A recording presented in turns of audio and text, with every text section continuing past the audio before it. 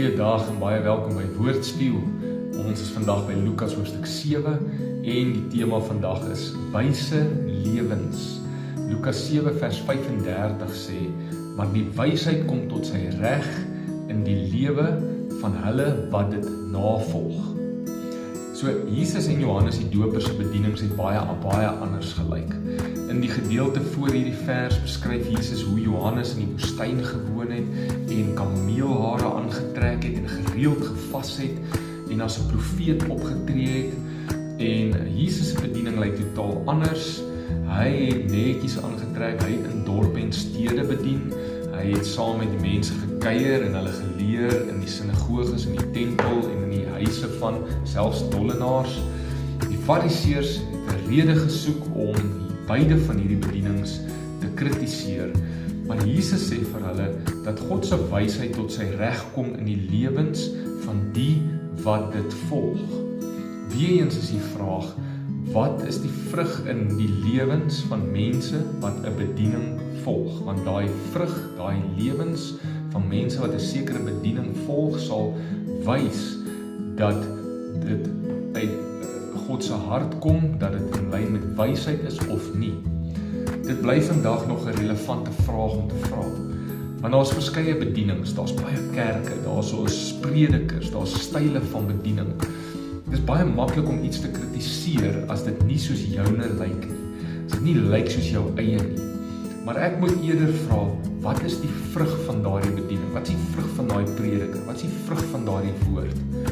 Verander mense deur 'n sekere bediening om meer soos Jesus te lyk, meer te gee, verander, nader aan ander mense te leef, meer lief te hê, ander te dien en ander op te hef, is dit die vrug?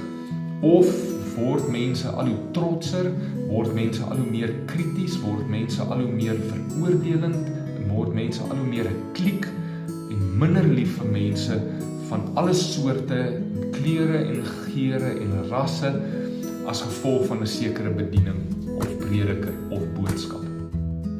Wysheid kom tot sy reg in die lewe van mense wat dit navolg. Gaan kyk wat is die vrug wat in jou geproduseer word wanneer jy 'n sekere bediening navolg of na 'n sekere persoon luister. En as jy nie tevrede is met die vrug, as dit nie in lyn is met Jesus nie, dan moet jy dalk 'n skuif maak of oorweeg om op te hou luister na daardie persoon op YouTube of na daardie bediening en te gaan na 'n plek toe waar wysheid tot sy reg kom. Wysheid is Jesus Christus. Waar die woord tot sy reg kom, waar die goeie nuus tot sy reg kom, waar die vrug wat geproduseer word, Jesus is. Kom ons bid saam. Here, help my om u wysheid aan ander oor te dra wat goeie vrug in hulle lewens sal produseer en om ook met 'n ander perspektief dalk te leef wanneer ek kyk na die bedieninge en die prediking waaraan ek myself blootstel. Here, al lyk iets anders, as dit goeie vrug produseer, dan bid ek dat u dit sal seën.